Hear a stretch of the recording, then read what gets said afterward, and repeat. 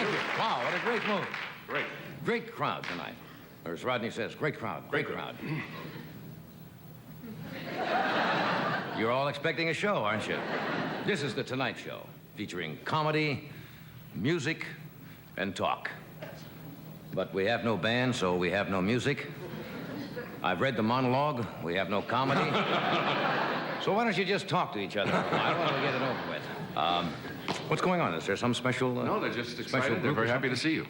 I want you to understand, you pay nothing to get in here, right? Well, that's true.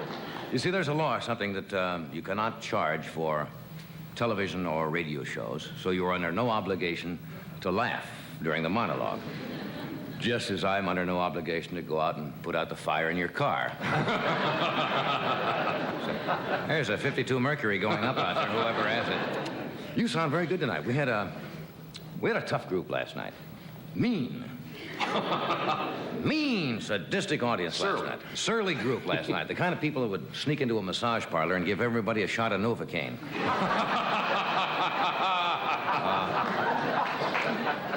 Summer is upon us, so. Yes. It was warm out here today. It was about, what, 80, 85 degrees yesterday? How warm was it? Well, it wasn't that warm. No, you can tell when summer comes to Los Angeles when Ronald McDonald starts spraying right guard under his golden arches. Weird joke. Weird. The band, you see, has been off now 3 weeks, and they don't get paid when they're here. So they're going out looking for little odd jobs here, little gigs, as they call it. Now, what it means, where's that come from? I don't know, but that's it, gigs. Musician says he gets a gig, you know? Anybody Oh, on no. the staff? Anybody on the staff now? That's what I figured. I don't know. Tommy Newsom got There's some a gig. part-time work. What? There's a gig. He got a gig. He went right to Washington, Tommy Newsom. Nixon hired him to get the Judiciary Committee to lose interest. So it's a job is a job. Well, let's go to the news. And at least if you don't laugh, you'll nudge each other and say, hey, isn't he topical? There's good news and bad news tonight. The good news is that the President Nixon has proposed a national health care bill. The bad news is we're too sick to care. The headlines every day are the president is really undergoing trial, isn't he?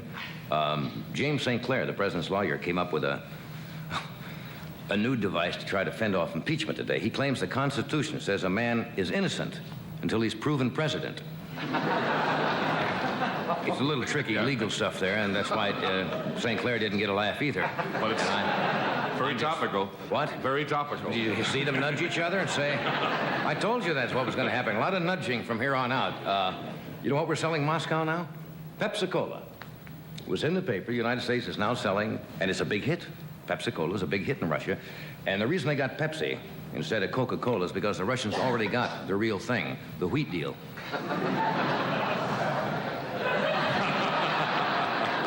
Nudge, nudge, nudge. The Democrats... Change of tone means a new joke. And a new nudge. They're holding a telethon. Didn't they hold one? Yes. Is this right here. Is this where they held it? Yeah. They're raising money, Democratic Party. I think it's the 3rd annual telethon. And we're asking you to contribute because it's a very worthy cause. They want to send one of their boys to Camp David.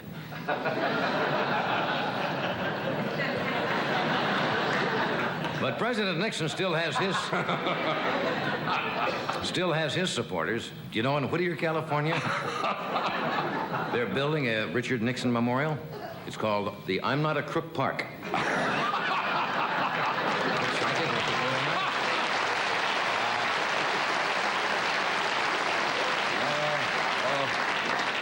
Let's see what's happening. The Indiana 500 is coming up Memorial Day weekend.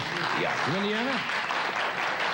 Yeah, well, you see, in honor of that, at his used car lot, Cal Worthington has already begun his Memorial Day. He's begun his Memorial Day sale. Now, you come in over the Memorial Day weekend, and with full military honors, Cal will bury the car you bought from him last year. Nice deal. Here's something you'll be interested in. You probably read this in the paper. It was in this morning about The Vatican has come up with something new during Mass. True. Didn't see It that. says that they have given permission for priests to use grape juice instead of wine during Mass. Because, as you know, there were some drinking problems. I'm Yes. not making this up. Yes. And so they gave these priests the right to just to use regular grape juice instead of wine. You didn't hear about I that? didn't see that, no. Well, it's really a compromise with the reformed wing of the church that wanted chocolate malted. No, they knew they knew they had to do something when a priest started heckling his choir during Silent Night. And they said, now, there's nothing wrong with that, is there? Well, some people will be Well, they're being- disturbed. I didn't mean to offend anybody. I wouldn't, but it was in the paper. Yes. They're going to regular grape juice because, I don't approve of it. you don't? No. Well, I've seen a father that hangs around with you. Hello, Father. They have a little taste once in a while, let's be honest. Yes. Tonight we have Suzanne Plachette, Jim Henson of the Muppets, and who do great things. We have Bobby Cosser, a new young strange comedian, I hear, and Hal Lipset, who is a private investigator who worked, I guess, was the technical advisor on the Gene Hackman picture, The Conversation, and it's about bugging and a lot of technical stuff. Anything else? That's it. Thank you for coming. We'll be with you in just a couple of days.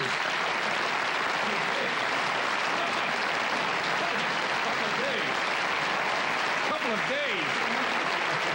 We'll be right back after this word from one of our sponsors. A couple of minutes, perhaps.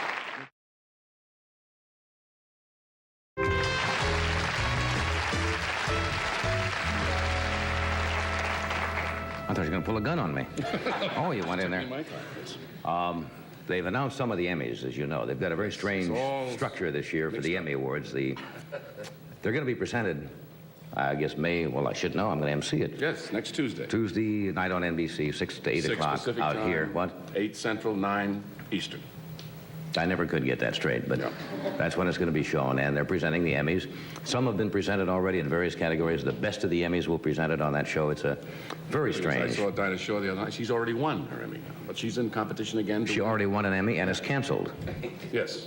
It was a very strange thing. She won the Emmy and was canceled the same day, but that's show business.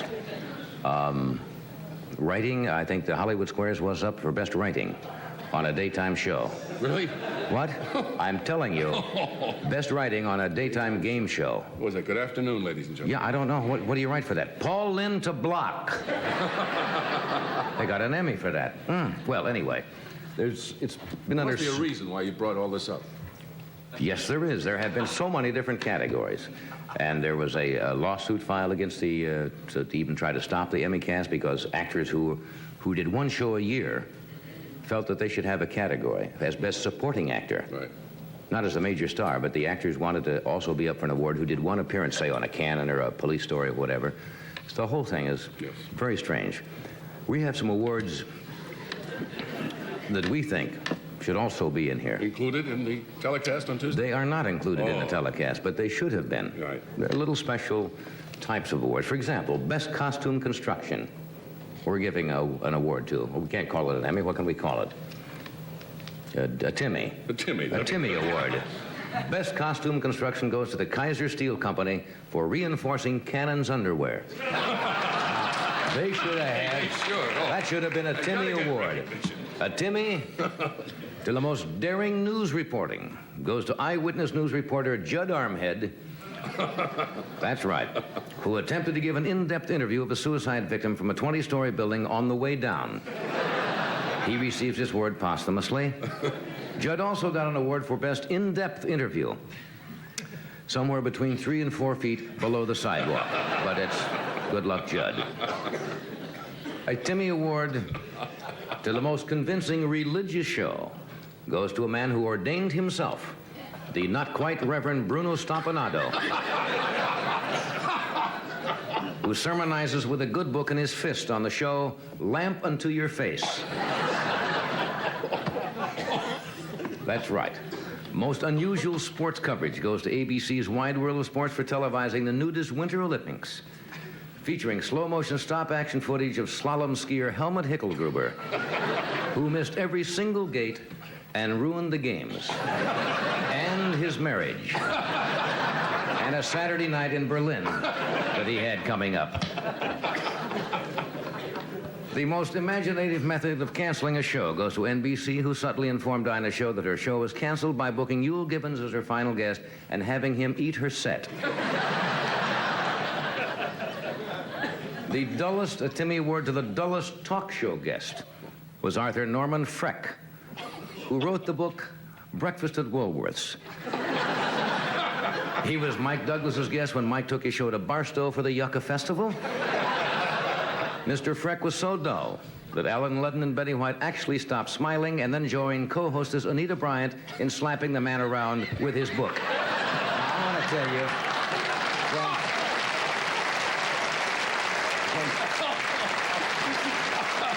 when you can get Anita Bryant steamed, it's a dull guest, yes. Most playful documentary goes to Coswood Productions for their medical documentary entitled Cataracts Can Be Your Friends.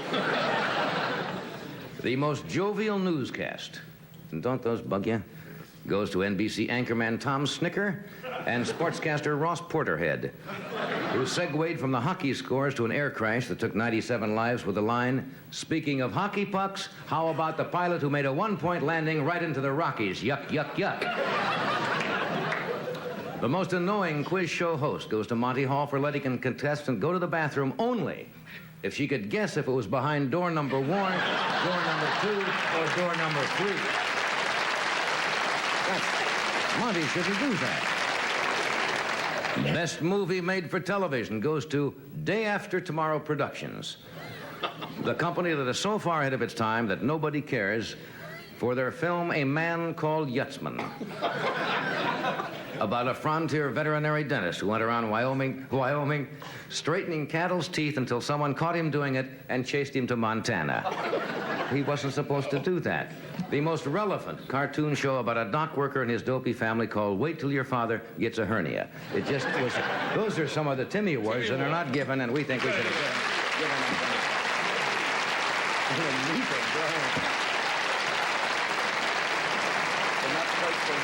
They're not quite so Reverend Bruno Scampanado. They're not quite. No, I didn't mean on the monologue there. I was, I need more fort. I need more buffalo at the fort. Well, I don't know what I'm talking about. I didn't really mean, did I make a boo-boo when I talked about the well, I wasn't putting down the mass, believe me. Because of the symbolic meaning. I understand that. I understand the meaning, of course. It's the blood of Christ. But it was in the papers today that there was permission to use grape wine that had the capabilities of fermenting. Yes. In case they did not want to use real wine. That's why I brought that up. These priests have had a problem because they can't eat before Mass. Absolutely. And they do 2 or 3 Masses and drink that wine. And that's why they brought it up. Yeah. No, so I wasn't, putting down the mass at all. I would never do that. We have Miss Suzanne Plachette with us tonight, Jim Henson, Bobby Kosser, and Hal Lipsett. Are you leaving? Not if you don't want me to. No. You have to go do this? You have to get ready for this? I have a little remark I make during the commercial. Oh, I see. I have time to get No back. hurry. Plenty of time. Yes. You can saunter back. saunter back. Sashay back. We'll be back in a moment after we praise... There's just a joke I thought of. What? I can't tell you right now. After we pause for this commercial break.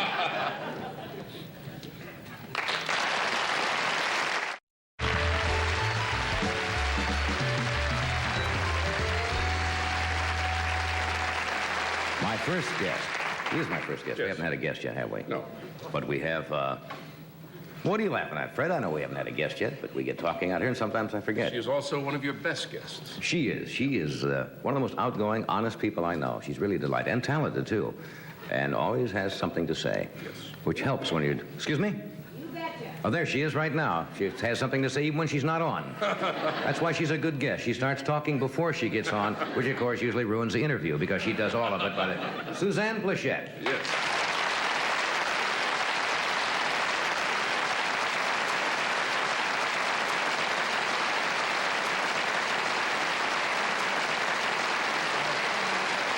This is a test of my love for you. What is I went a to the test? dentist today, and Novocaine, and I feel like Planet of the Apes. Yeah, can you see? But it only hurts when I laugh, so. You're safe here, then. Is that what, that's what you're going to say. You were certainly safe during the monologue. Judging by the topical material, Yes, nudging. you may nudge my tooth off. We had somebody else on last week who'd been to the dentist also and came on still just where it started to wear off. And It's a strange. You see, you look fine, but you feel that you don't. No, I feel Because- like the whole nose is spread on. Can I? Is it No, you moving? look. Certainly, it's moving. That's so attractive, isn't it? What did you have to have done? Some point you don't Well, want to you get know, when into I go that. on a vacation, it's like a segment of medical center. I am a disaster area. I chipped my tooth, and I That's right, you have developed an little allergy things. to the sun. Are you accident prone? I mean, do things seem to happen to you when you're They seem to, yes. It's always on vacation? Vacation? Yes, I think it's because I have guilt about vacation. So all the terrible things. Or it's because I'm finally so relaxed that, you know, I chipped my tooth because I'm eating things I shouldn't be eating. Well, you look like fine. a lobster bone or something. You look good. Thank I you. saw you the last time we worked together was at the Tony Awards in New You York. were terrific. I got to tell you. I didn't do anything. I walked out and did No, my you little were thing, wonderful. and that was it. You were wonderful because I had to introduce that crazy Bette Midler who started on that show. That she hasn't changed a bit. She's remarkable. and your line was wonderful about her clothes. Did another light go out? Yes. One went out last night, too. Each night, one is going I out. said this last night. It's just like Dinah Shore. They turned out one of her burners. And she went in the next day and another burner was out. And she went into a coal stove one day. That's how she knew. And this little one, night by night, another light has been going out here. Well, I'm glad I'm going back to work on the Newhart show. I hope the set is still there. Yeah, when do you start on that Everything again? but the kitchen. Tuesday. We start our new season, our third year. Not great. That's I'll be remarkable. cooking again. It's such a thrill. I have cooked more on the Bob Newhart show. You do a lot of that, don't you? Yes. Because of the set, you know, the kitchen room, kitchen and little dinettes, and then you go into the kitchen a lot. Hi, sweetheart. Oh, welcome home, Bob. Kiss, kiss. Would you like something to eat or a cup of coffee? I finally told him I have cooked more on the show in the last 2 years than I have cooked in 7 years married to Tommy Gallagher. You and Tom eat out a lot, don't you? Every night. Every night? Don't you cook at all? Not anymore. Now, I used to cook. I used to be a terrific cook. But my husband has an interesting palate. I mean... Gourmet, you mean? He must have a potato with every meal because he's Irish and he has an ethnic responsibility to drink scotch and eat potatoes. Otherwise, it's So not a meal. it's a personal When you thing do with him. pasta and potatoes, it offends my aesthetic soul. I have a wonderful little casserole of potatoes and pasta and noodles, and because otherwise he will not eat a meal. He works his way right from the white bread with mayonnaise, of course, to the potato, and then segues right into dessert and passes over anything else that, oh, God, let there be light. I thought I had a tumor for a moment. Is that Tommy trying to tell me something? Yes. No, it's not a thrill to cook for him because when we first got married, I had never cooked. You know, my mother can't cook. Really? As you may have gathered. I thought all the mothers rickets. could cook. No, not. Well, my dad had the theater, so they ate out every night. That's right. Danny's Hideaway was my second kitchen. As So a you matter of never fact, learned to never cook? ate home. Sunday night they'd call out for food, and my mother would somehow louse up that order. But luckily you married a guy who doesn't particularly care about it, right? Well, he would like to eat home more often, or he would like to eat at some of the true gourmet restaurants like Pink's Hot Dogs. That's his idea of a terrific. That's gourmet food, huh? Do you know that last year for his birthday, I seriously considered hiring a limousine and taking him to the toilets of Los Angeles, which is his kind of food, you know, one course at And just the junk food stuff? That's it. That's what he adores. You know, Chasen's and the bistro he tolerates for me. That's So there was fine. no real thrill about cooking because anything I produced that was extraordinary really bored him. It's interesting that you mentioned about cooking on the show because it fits in. It's a nice thing. Soap operas. You ever notice soap operas? They drink so much coffee. Oh, yeah. On soap operas, you wonder how those actors make it through the week. Because the scene is either in the living room or the kitchen. As soon as they walk in, coffee, Dora? Yes. And it's coffee for the whole series. Well, you know, poor Bob. Ginny loves parties, as you know. She'll Right. walk down the street, she'll see somebody with a warm face and say, come on back, we're having records, and I'll make something to eat. And forever, people are coming back to the house. And we had about 4 shows in a row. You better have to tell people you're talking about. Oh, Ginny and Bob Newhart. I'm sorry.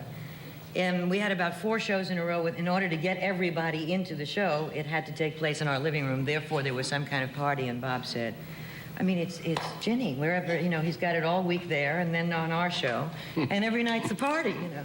Not for us, however. Mr. Gallagher, who is terribly gregarious, likes to be in his robe about 7:30. Is that a typical night? Don't you go out and 7:30? We eat at 6:30. If I knocked on your door and walked in, what would I see on a typical night?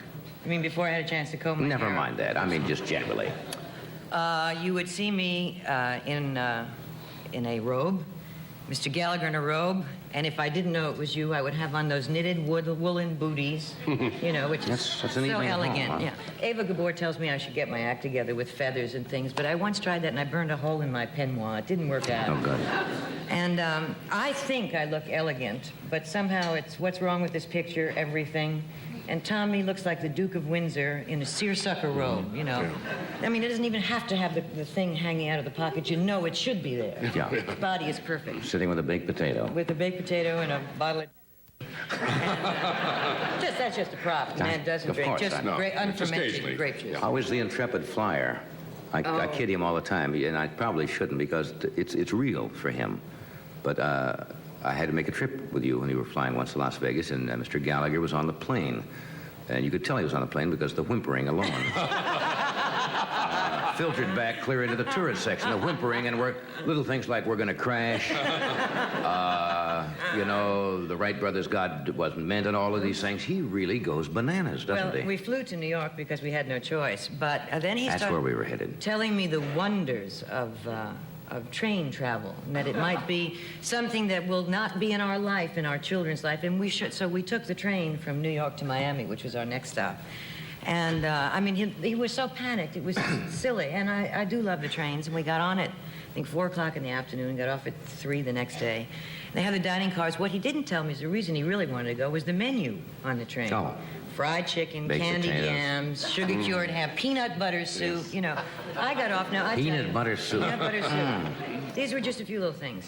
Now, what must have happened during the night, because I ate on the train, is somebody obviously crept into our car and injected fat in my thighs. Because, you Couldn't know, have I know happened. carbohydrates never touch my lips. And when I tried to get in my pants the next day, it was a tribute to the strength of those threads that they didn't go. Has he gotten over the phobia? Yes, he has. The Flying? flying. Oh, absolutely not. It is a phobia, you know. It's an unnatural. The man will drive to Hawaii if he can possibly. I didn't help him, and I know, and, you know, because I said, you've never flown trans debris before. He said he was praying at the tomb of the unknown pilot. That's right. Little things like that that really shook him. And he says, what about lightning? And I says, don't worry about it. You'll go down like a rock. You know, trying Because to... of you, he stayed drunk for 4 days extra, remembering all the things that he said. He just has a few just to calm down, doesn't he? Yeah. Only man I've ever seen come on a plane in a stretcher. Have you when ever they... seen the stewardesses when we get off the flight? Because they've been running. Well, with I told you what the to do to get him over that. Yeah. Get him up in a small plane. Really, that really Oh, works. sure, I'll get him up in a small plane. Just with one of those little two-passenger planes and fly around with a single engine. And once he sees how it works, he will be so scared. No, he won't. That really does help. The plane won't kill him, but the car very No, well. they'll have. Let me interrupt here. We'll return. You got another poem tonight for us? Yes, I do. About flying. About fun. Good. Oh, sweet. Okay, we'll take a short break and we'll be right back.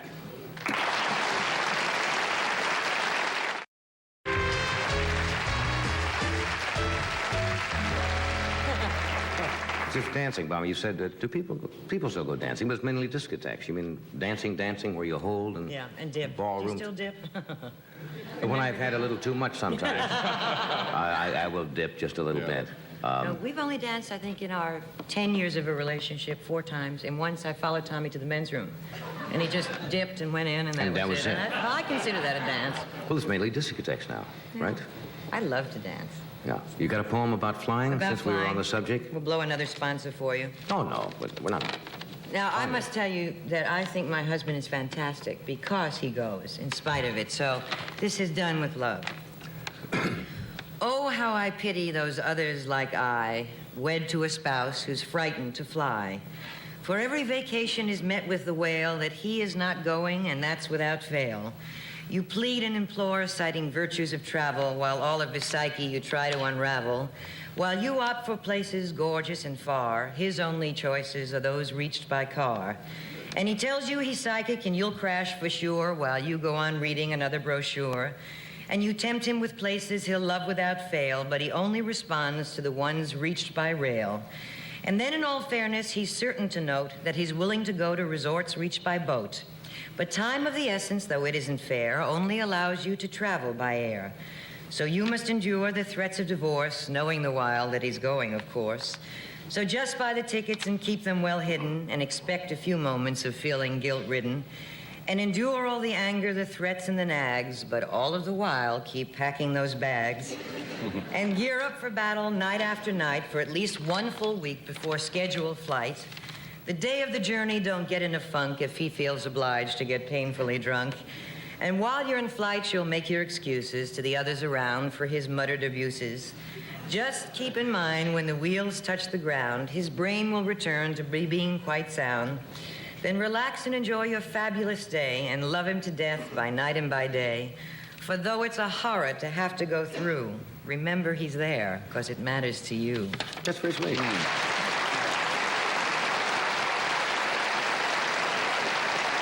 Letters to Tom. Yeah.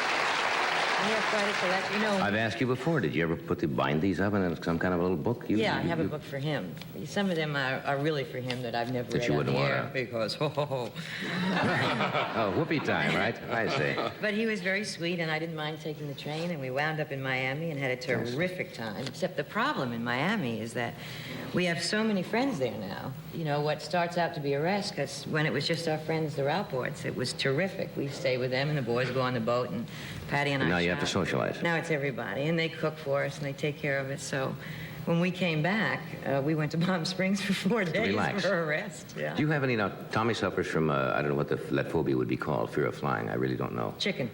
No, there's a name for it. Like, you know, there's claustrophobia, and there's fear of heights, which is Acrophobia. acrophobia. I have that a little bit on I have Hollywood that, Squares. yeah. Do you have any phobias? Any No, unnatural fears of... No, not really. I don't. No, because I'm not aware of when I'm in danger half the time anyhow, so I'm Well, not look, it can just smart be an enough. unnatural fear of something, No. you know. Well, fear of snakes, which we've discussed whenever you've had the animals on the show. Probably reptilophobia or Yes, something it is. like that. Yes, Yeah. it is. But I have strange ones. I have a He fear has of... this. Do you know his phobia? No, what do you- I have several of them that Tell her I... that one. I This can't one. imagine. This You're one. such a tribute to mental health. Well, not really. I have... Was it nyctophobia? Nyctophobia is Yeah. one I've talked about. That was a fear of running backwards at full speed into a doorknob. Metallophobia. Metallophobia? Telephobia. That's a fear that coat hangers, wire coat hangers, are going to come out of the closet tonight and get in bed with me. Don't knock it if you haven't tried. It's a strange thing, I know, but I have little weird ones like that. Deep research, I suppose, will do that. I think the only fear I might have is that when I stand up, my dog will drop from my lap. You know, I have a Yorkshire Terrier that's... That's roverphobia. That's really... If you stand up, your dog will drop from your lap. I have a 1-pound Yorkie who's 13 years old, who That's has a only very spent 2 years on the ground and the rest of the time in my lap. And when I stand, her little nails hang onto my belt. It's She an awful is small dog. The oldest living Yorkie. She is the Dolores Del Rio of Yorkies because she has this philosophy that if she sleeps 23 hours a day, she will look gorgeous Is the dog forever. all right? She's fine. She has 4 teeth and she'll gum you to death. Yes. She thinks she's a German Shepherd. Does your dog do... Now, I don't mind dogs. Sometimes the people who own the dogs drive me crazy because if I go to their house, one thing that just absolutely I can't stand is the dog immediately jumps up, and if it's a big dog, they put their paws about here. And the owner always says, he doesn't do that to everyone. And this is supposed to be some kind of a compliment as the dog jumps into your lap or around your neck. I don't understand that. No, Is your dog trained? Everything but potty trained. Yorkies are notorious. Well, that's almost For an the impossible first task. But 8 years of her life, the only thing she did was with paper was to read it. But I tried this project. But they're so small, that's not really a great hazard, is Not it? unless you step in it. But we moved into an apartment. You know, we sold a house and we have a terrace. So I thought, well, I'll try and break her to a kitty litter box because she is so tiny. And she's so bright. She's stubborn, pound for pound. She is stubborn. So I got this kitty litter box, and she would go on the rug, and I'd say, bad girl, and then I'd put her in the box, good girl, you know, I very don't know good at that. training. Picked it up in one day. She'd go on the rug and jump in the box and wag her tail. You see, people think dogs are human. No. That's the problem, and they No. treat them as human beings, and that's wrong. I've No. never had good luck with dogs. Well, the problem with this I one had a dog really once. is When I leave on vacation, I put him up on blocks. What? I remember that dog. Yeah, because he couldn't travel, and it was very traumatic for him. Blocks. terrible. awful. What? Yes, I would. And I'd come back in the garage and the dog would be there. You know what? When she dies, I'm going to stuff her and just keep her in my lap. No, you wouldn't do I've that. gotten now, used would to you? that warm spot. There's an article, for example, today in the Los Angeles Times on Pet Haven. Did you Yeah. happen to read that? No, I didn't. They have mortuaries or funeral services for pets, and I can understand how people really get attached to an animal, especially if they're, say, a childless family or something. It really becomes part of the family. But they have pet mortuaries here, and people will take dogs, birds, hamsters, and so forth, and they actually go and have a small casket.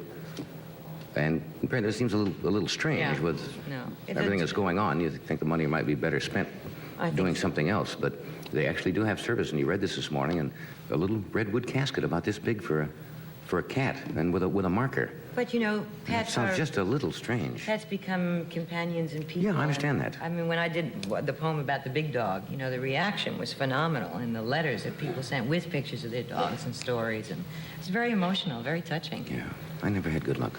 I had a smart dog once when I was a kid. Yeah? Tell us about it. Well, he used to take, after dinner, in those days you didn't have the canned dog food like Alpo, so you just give him table scraps. And he'd take a bone every day and run out into the garage, you know. And we found out he was building his own dog. It was, Had that filed back there, didn't you? yes, Never forget. 2 great dog jokes. When they get them out. Oh, God. As the Colonel is sometimes addressed, I yes. love it. Fantastic. By those who love him, yes. With peanut butter soup. With peanut butter soup, right. Now find out how a bucket of chicken can be a barrel of fun.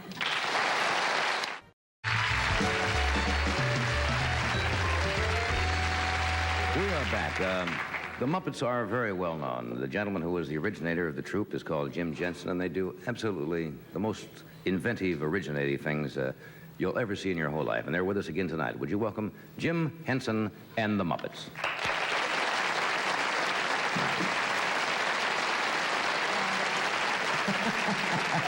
I don't know.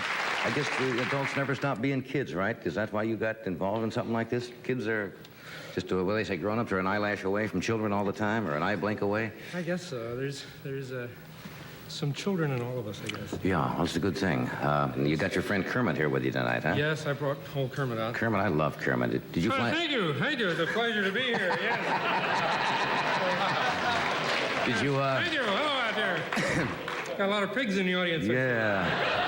Did you like flying out here? Are you afraid of flying, Kermit, or do you enjoy flying out here in Los No, I Angeles? took a plane, actually. You took a plane. The frogs don't fly, they hop, you see. Uh-huh. What did Like you... about 1.5 feet at a time. Yeah. Did you have airline food? What'd you have to eat on the plane? What'd you have to eat on the plane? Oh, they fixed me a regular frog food. Frog food, Had a cheeseburger, cheeseburger, chocolate milkshake. chocolate milkshake. All those things that us frogs eat. Yeah. How old is Kermit, Jim? Old Kermit is one of my oldest characters. He's about 17. Is that right? 18 It was one of the years first ones? 19. 19. You see how quickly you forget. Yes, I dropped a year or two there. Where are you going, Kermit, when you leave here tonight? Any place? Oh, back to the swamp. Do you, That's where the frogs live. You know, frogs live in the swamp. you have a home there? Oh, sure. Yeah. It's a 5th floor walk up. Right. Lily pads, mud on the floor. Yeah. Nice place. It's a good pad. Good bad. Should have known. Okay. Does he have a male frog? Is he married? Is Kermit married? Do you have a lady friend or lady frog? He's not. He's a bachelor. I'm a bachelor, frog. Sure. Sure. Don't you find lady frogs attractive? All the time. Yes, there are many, many lady frogs all over the world, you see. Right. And I'm not, frogs don't really get married. Why they don't? No. You think that's going somewhere? I don't know where they're going. Yeah. Do you enjoy being the best-known frog on television? I would imagine Kermit is. Well, you know, there's not many opportunities for frogs. Not many of us get work, get jobs. NBC is an equal frog employer. Yeah. So it comes out that well. I'm just a token frog, though. You know. Yeah. Does Kermit ever get temperamental, Jim? No. I'm sitting here watching the monitor. He fascinates me when they go in and look at that face. I'm sitting here like talking to a frog. It's a weird thing, yes. It really is. It's a strange thing, because when I'm working, I usually try to see a monitor myself, because that's Yeah. how we work on television. Yeah, now, you see? And What do you do when you're not When I'm work- working blind, Yeah. and I'm not looking at the monitor, I really don't know what he's doing too much. Kermit, what do you do when you're not working with Jim? What? What do you do when you're not working with Jim? I don't know. Play a little tennis, you know. It's tennis?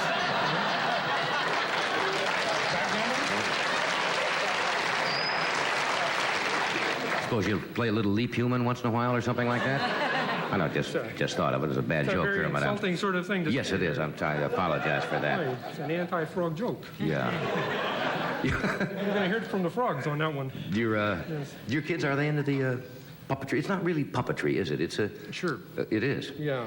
Well, aren't puppets... Oh, those are marionettes I'm thinking of, the strings. So all anything that- else is in the... Yeah, all that falls under the category of puppetry. Of puppetry, whether they're marionettes or hand puppets or whatever. Are your children, do they find it fascinating? Of course, they see the behind the scenes. Yeah, they've been around it a lot. But I don't do... mostly it stays at the studio where I work, and we occasionally do a few things with the Yeah. kids. But Can I ask Kermit another question? What? Do Sure. you get... What's that? Talking to a frog. Do you get upset when people accuse you of causing warts? That's an old... Causing what? Well, they say it may be myth or something, but they say, frogs cause warts. Does that bother you when people say that? I've never heard of that. Frogs cause what? That's... No kidding. Yes. Gee, I've caused dandruff every now and then. But, no warts, huh? Maybe a sore throat, but never warts. No, that's disgusting.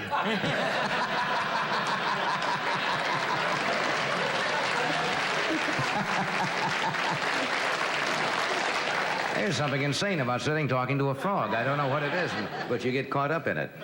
I did ventriloquism before when I was a youngster, and you really do get caught up in it. And I would have to get in front of a mirror to get that I've feeling. never tried ventriloquism myself. And you get that strange feeling, and then you actually become two different type of things. Yeah. Well, Kermit, it's nice to... Yes, it's nice to...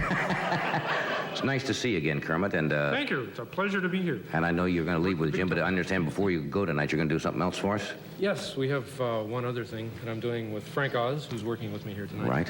And we have a piece that we did some time ago. It's done with a little piece of film. Yeah, this is fascinating, and you'll get more out of it if you watch the monitors here in the studio, the people in the studio audience. Okay. Can I go over there and do Well, that? I'll tell you what, I'll do this and give you time to get set, and we'll Okay. sell... You ever use this, Kermit? What's that? Little salad dressing, wishbone? No. Frogs don't go for salads, huh? Uh-huh. Well, there are certain people and frogs who really like salads. And there are people who really like wishbone. You just join us, Jim Henson with the Frank Oz and the Muppets. Gentlemen.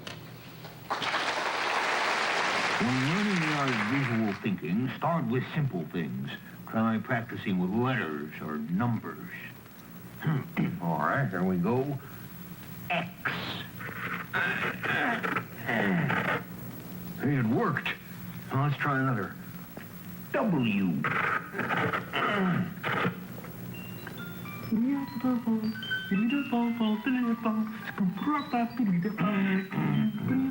Might I ask for a little quiet? I'm conducting an experiment here. I'm attempting to visualize my thoughts. Watch. Q.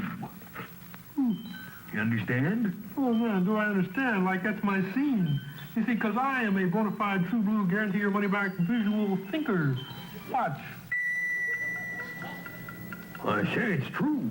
You can do it, too. Oh, yeah. See, I dig it. Was it hard for you to learn? Man, look, see, you don't learn stuff like this. This is just what's happening. Oh, well, maybe I don't know what's happening.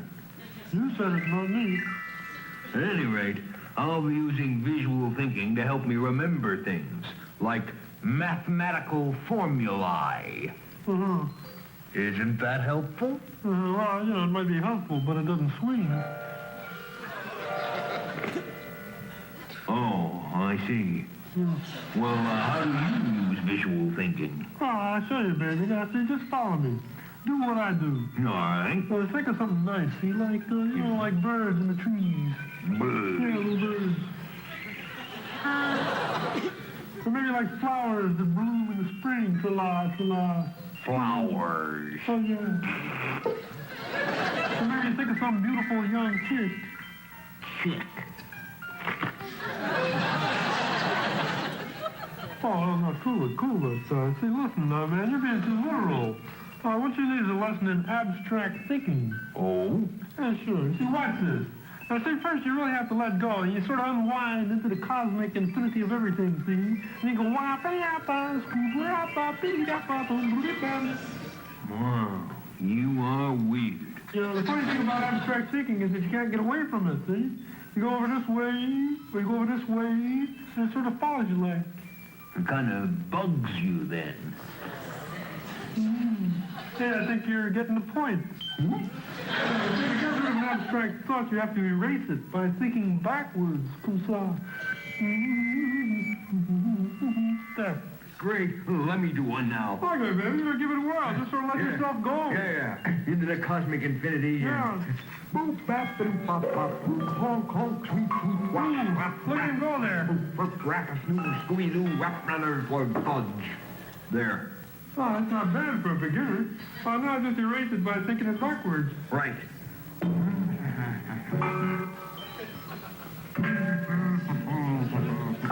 Hey, it's not erasing. It's getting bigger. Oh, you're not thinking backwards. You're thinking new thoughts.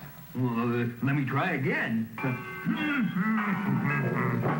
no. See, it's not working. You see what's going to happen, don't you? No, what? It's going to erase us. Oh, no. Help! Help! You're freaking out, baby!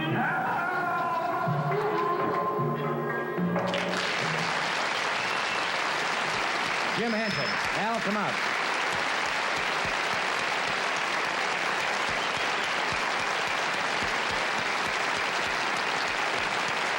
Thank you, guys.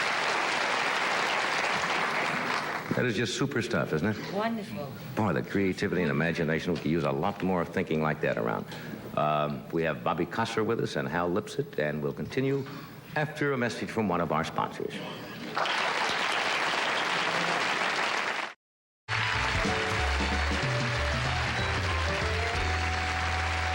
We're back. I'm glad you're in a good mood tonight because we have somebody who is making his first appearance on our show. I guess it's the first time for him on television. We had an audition, which we do every 2 or 3 weeks for The Tonight Show. And as I've mentioned before, comedians, people who do humorous things, are the toughest commodity to find. It takes a certain kind of a mind, and our staff found this young man suitably wacko. He'll be opening at the Ice House in Pasadena for a week starting the 5th of June. And then we'll be appearing at the Schaefer Music Festival in New York's Central Park this summer. This is, as I mentioned, his first time. So make him feel welcome, please. Bobby Kosser. Bob?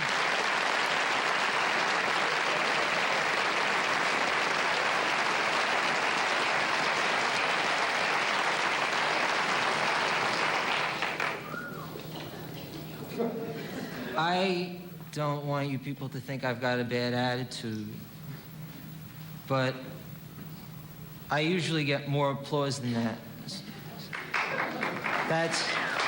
That's approximately how much more it is.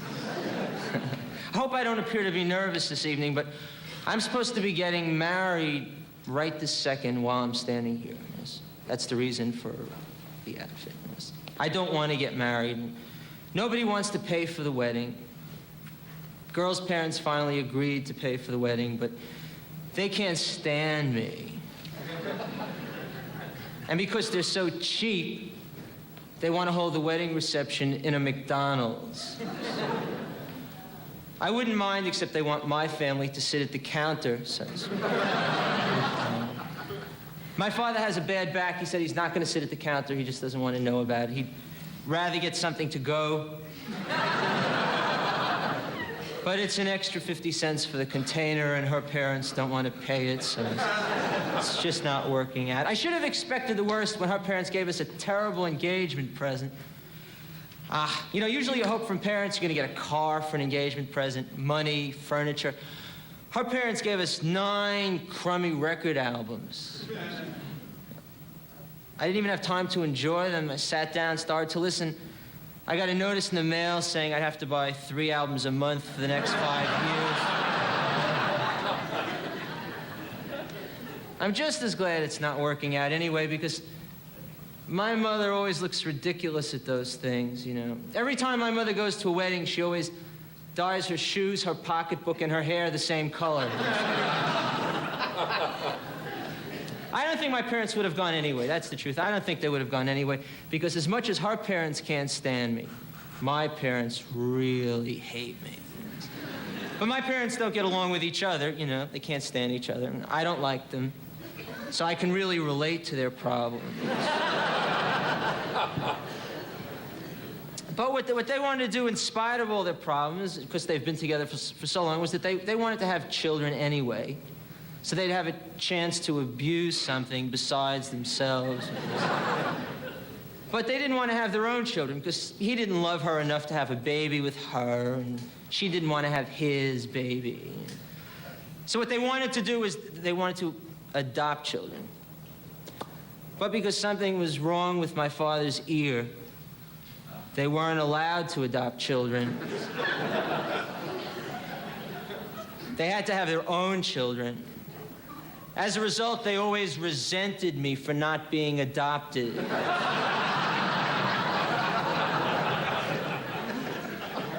When I was a little baby, they would never kiss me, you know, they would just shake my hand. You can tell when you're a baby when they shake your hand goodnight that it's not right. My mother would throw me in the air and not catch me. My father would throw a baseball onto the highway and make me run after it.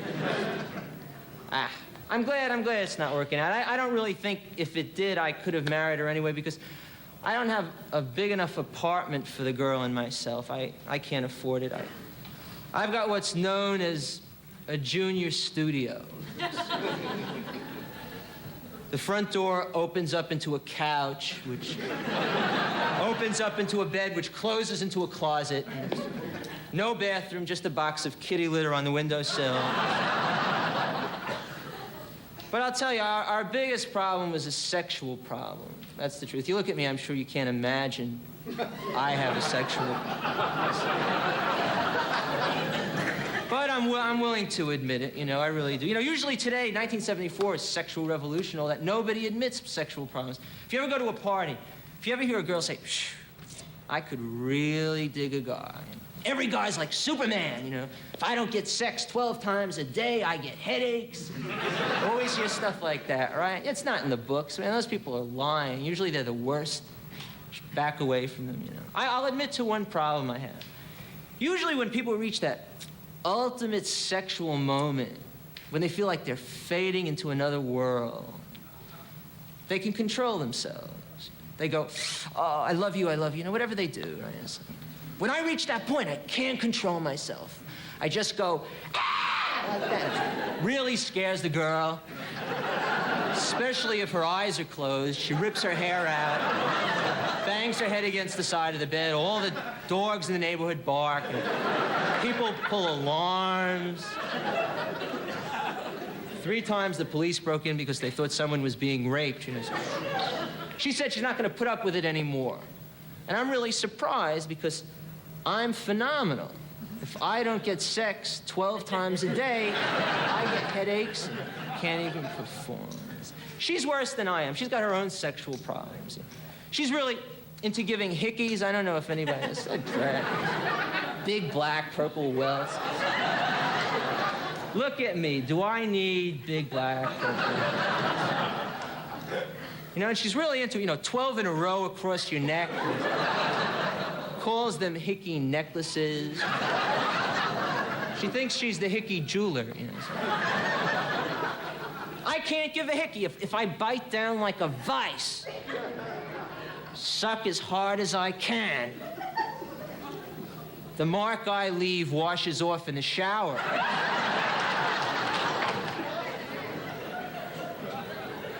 She's really into embarrassing me. In front of a lot of people, she says, "Bobby, I'm going away for the weekend. Do you think it's possible? You can give me a mark that'll last 3 days." So I stabbed her with a pencil. Mark washed off in the shower. But she just did the most disgusting thing anyone ever did to me, and now, as a result of that, we're no longer together. I just went away for 4 months, and I came back, and she was pregnant with another guy's baby. I was destroyed. I went to her with tears in my eyes. And I said to her, how could you do this? You know how much I love you. You know I wanted you to have my baby. And she told me she forgot. Thank you. Bobby Carson.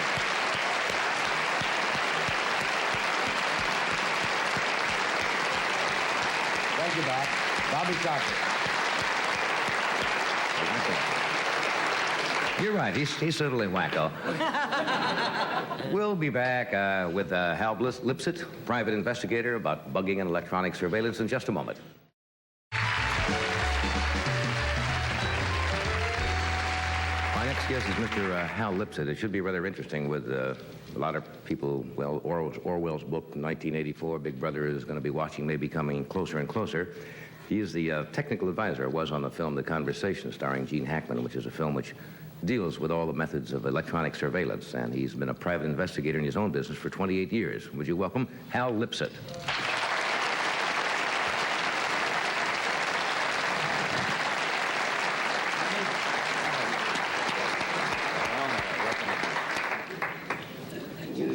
From San Francisco. Were you from San Francisco? That's where my operation Is that where your operation is? Yes. You know, I don't know. You know how you get preconceived notions in your mind when you say somebody's a private investigator or somebody's a detective or so-and-so? People right away put certain things, but you don't look like... I don't know many private investigators, but you don't look like one. And whatever that means. San Francisco doesn't... I don't look like San Francisco either. No, true. That's true. You've been doing... A lot of people are very uptight lately about what's going on, of course, with all the methods they have of... Is electronic surveillance, is the specialty on as far as surveillance goes? Well, no. I don't specialize in it. I like to specialize in cases involving stolen diamonds worth about $500,000 and international travel, beautiful women. I had a case like that once. Yeah? With beautiful, the whole thing, like the movies? Like to specialize. That's the only kind of cases I'd like to get. But you don't get those often, huh? Thank you. I can't make a living. No. We run the whole gamut of investigations, criminal defense, search for missing children. You know, San Francisco was a haven for runaway children in the Haight-Ashbury. Insurance frauds, offbeat cases like we put 15 people undercover in the Nassau County, Long Island jails for the district attorney. Would you like to go to jail on a case? No, I wouldn't like spending time in jail No, at all. not at all. We had 4 women. Really? I'd be a interesting. terrible undercover agent. Everything shows on my face. Yeah. You have to stay cool, don't you? Yes, it's a good idea to not blow your cover. But it was worthwhile because it did give at least one person in that business a different viewpoint of what the penology system was all about and how it might work. Yeah. But we investigate everything. Can we talk a little bit about bugging and electronic surveillance? That's the same thing that a lot of people are uptight. What's legal and what's not legal? Have you seen the movie? I've seen parts of it, and it was incredible, some of the devices and the way they try to clean out the extraneous sound in conversations and so forth to bring the dialogue through and the technology. And I guess that's what scares people to death, is they feel that there's very little privacy left now. Computer banks that store information on practically everybody, but people like to feel when they're in their home or wherever they are that the conversation is private. But it's not possible, is it, to be completely bug-proof anymore? No, it's not. You can be bugged anywhere, anytime. Bobby Kennedy used to say that he'd turn on the water in the faucet or jump up and down, and that would destroy it. But no, I mean, you've got a few examples of bugs around here. This one might amuse you if you had it. I saw this. You know, I picked this up earlier tonight. I thought it was a new desk lighter, but I didn't even look at it. This has... Well, just pry this apart, Johnny. I did not even see this. I just saw a lighter sitting there. Oh. Now, what is this, a radio transmitter? Yes. In other words, any kind, if this was in a room... It would transmit a block, 2 blocks away, whatever was said. In other words, you can actually take someone's cigarette lighter from the home. If, say, the possibility you could get it out of the home, the same lighter take out the insides, have the lighter still working, put it back in, and still have this transmitter sitting right in their own home. It's a nice gift to give somebody. What does this operate on? What power is this? Pardon? What power is this? Oh, very low power. But I mean, is it self-contained, the power Yes, within the yes, transmitter yes, itself? yes. In other words, this could operate, say, in a home for months and months at a time? No, you're limited by that's what I meant. by the space. Right. And it could transmit how far? A block and a half, 2 blocks. So somebody could be in a room across the street or in a car outside with a receiver? See, there's no antenna, and that's what limits your range. I see. Now, what do you have here?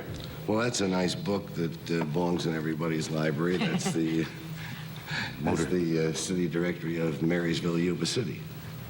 I'm afraid to look. In other words, you can take a book and... It really is to teach people to go through their library every now and then. Yes. Book. Read a good transmitter lately? That's kind of frightening, that these things... This is designed to show you what can be done. What can be done. And there are people who make a business and a career out of searching for these things. They'll come and search your house. What they call, there's a certain... Debugging. Counter-espionage. Yeah.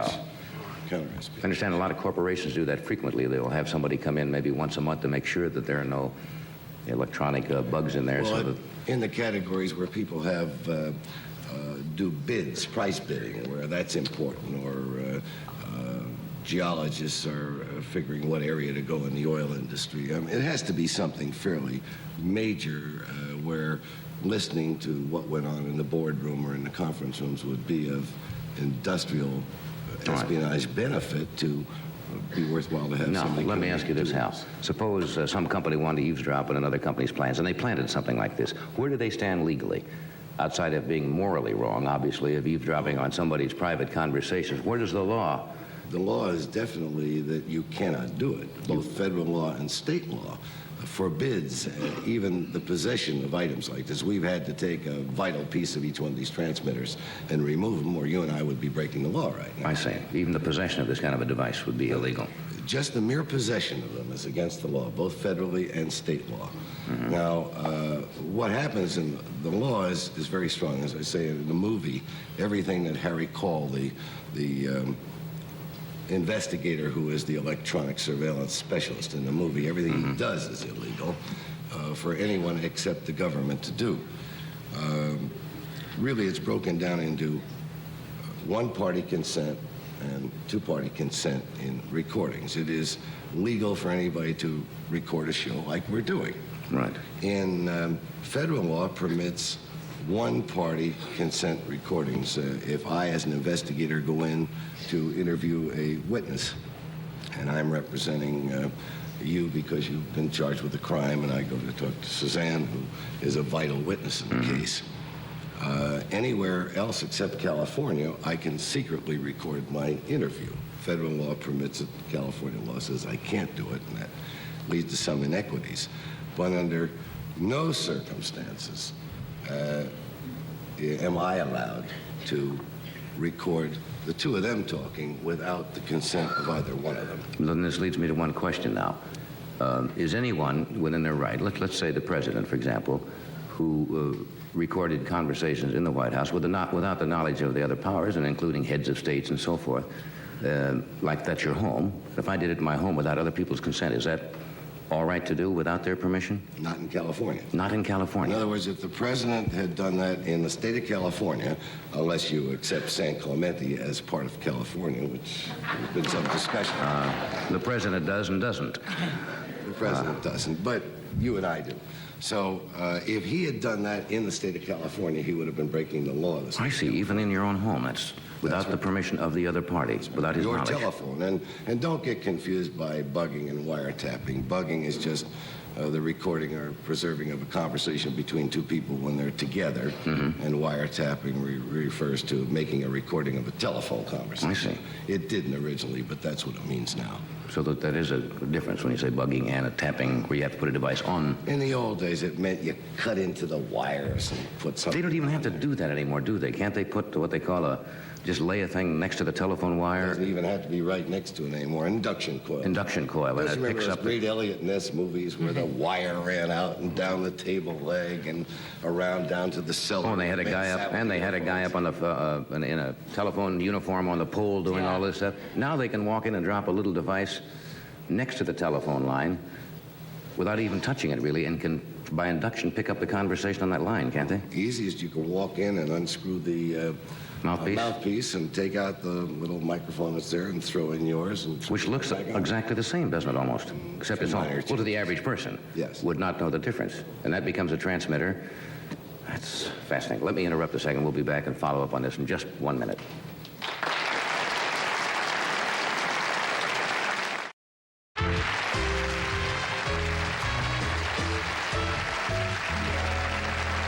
Want to take a shot of these? If you'll just talk into the flowers. I saw these sitting back here earlier, and there's a microphone in the flowers here. These are plastic, but they could be as well real roses, and you could implant a microphone in one of these roses, right? I'm sure Suzanne would never let anybody give her plastic flowers. No, not plastic. I don't know which one it is, but it is in there somewhere. There is one. Take our right word here. for it. I always put it over here so I'll know which one to reach for. I think they can see that. Can you get into that? And there's your little microphone. That's a Polaroid. Yeah, say right in here. See it? Wow. And then the transmitter's down. Suppose you get a tip-off when you water these and somebody says, all right, watch it. That's... Yeah. What if you pour water in there? Does that electrocute you or something? I mean, if somebody sends you flowers and you add extra water? No, it's all waterproof. Oh, it is? Just Yeah. in case that happens.